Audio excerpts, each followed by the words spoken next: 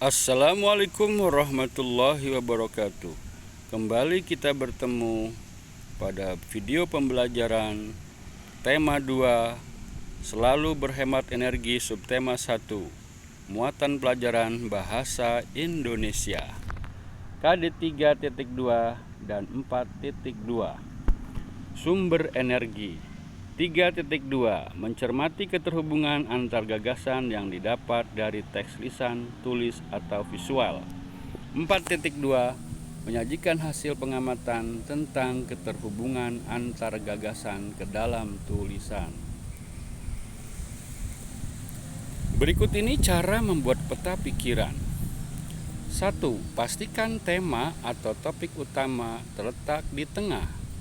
Apabila kita sedang mempelajari tentang berbagai macam manfaat energi matahari, maka tema utamanya yaitu manfaat energi matahari. 2. Dari tema-tema yang ada muncul topik-topik baru yang berkaitan dengan tema, yaitu dari tema utama manfaat energi matahari, maka topik-topik selanjutnya dapat berupa macam-macam manfaat energi matahari. Misalnya, sumber penerangan, sumber energi listrik, dan lain sebagainya. B. Lalu hubungkan antara tema dengan masing-masing manfaat tersebut menggunakan garis, warna, atau simbol.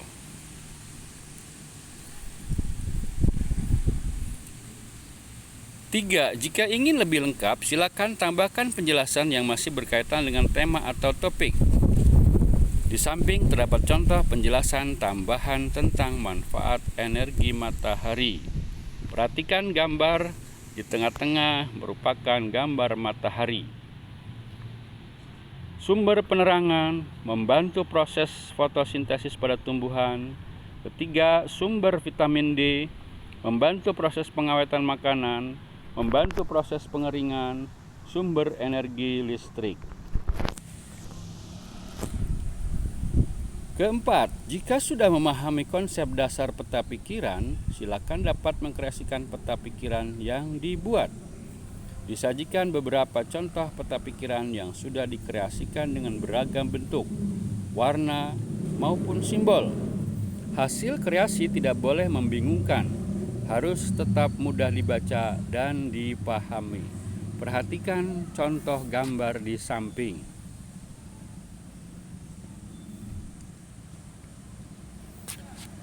Pembelajaran 3. Teks petunjuk melakukan atau membuat sesuatu. Teks petunjuk adalah teks yang berisi petunjuk melakukan atau membuat sesuatu. Teks petunjuk berguna untuk memandu kita melakukan sesuatu dengan benar.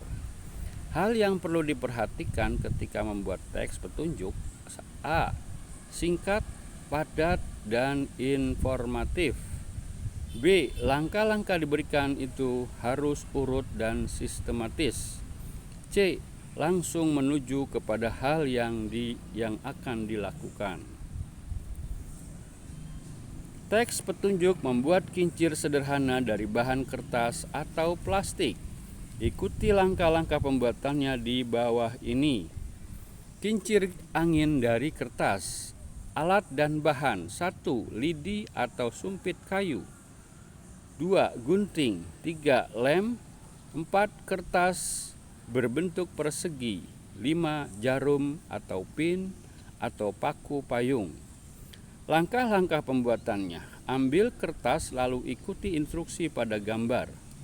Setelah baling-baling kertas menggunakan jarum, pastikan baling-baling bisa berputar.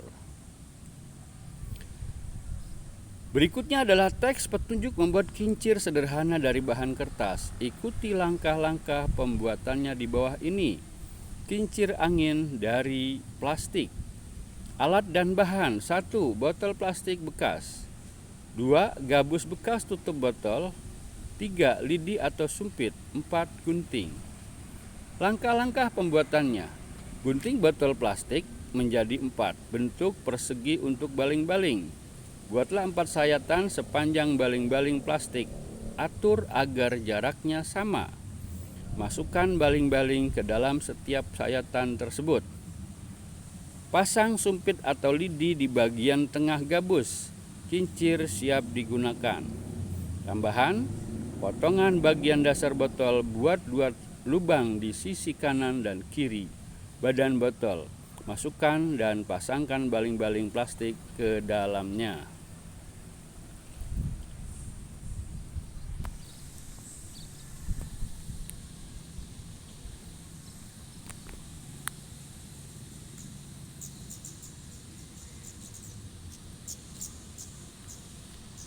Pembelajaran 4 tema 2 subtema 1. Menceritakan informasi berdasarkan gambar yang diamati.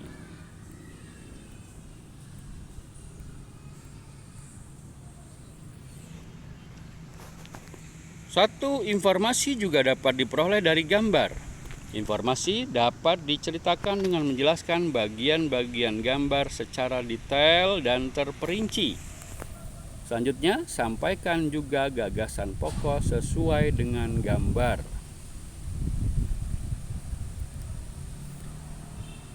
Hayo mengingat kembali gagasan pokok dan gagasan pendukung. Kalian masih ingat tentang gagasan pokok dan gagasan pendukung?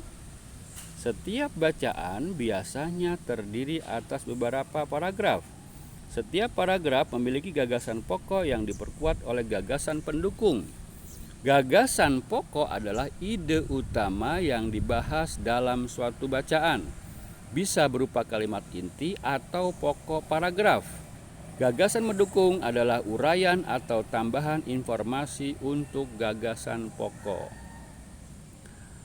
Pada pelajaran ini, kalian disuruh membuat sebuah paragraf dari gambar di atas. Kemudian, kalian menentukan dan menuliskan gagasan pokok yang terdapat pada cerita yang kalian buat. Perhatikan gambar di samping. Penggunaan energi listrik dalam kehidupan sehari-hari. Listrik dapat digunakan untuk menyalakan televisi, lampu, kulkas, AC, dan lain sebagainya. Listrik merupakan sumber energi yang membantu kita melakukan aktivitas sehari-hari. Dengan adanya energi listrik, kita dapat menyalakan lampu, televisi, radio, setrika listrik, dan lain-lain. Kita semua berhak mendapatkan energi listrik. Kewajiban kita adalah menghemat penggunaannya.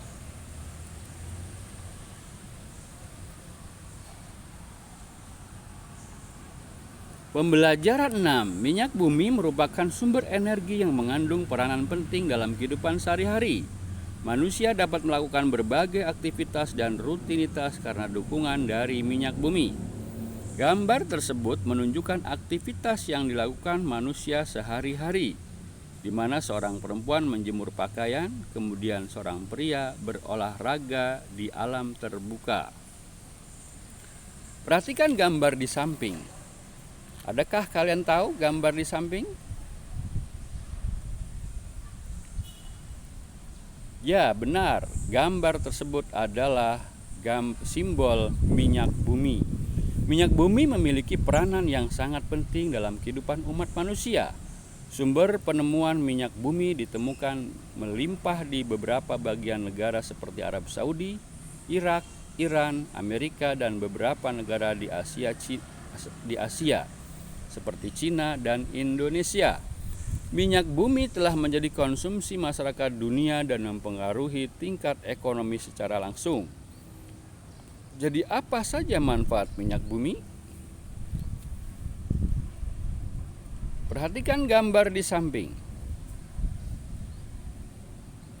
Berikut ini beberapa manfaat minyak bumi, di antaranya yaitu 1. Sebagai bahan bakar, 2. Sebagai gas cair, 3. Produk keperluan dapur, 4. Pembangkit listrik. Minyak bumi merupakan sumber energi yang memegang peranan penting dalam kehidupan sehari-hari. Manusia dapat melakukan berbagai aktivitas dan rutinitas karena dukungan dari minyak bumi.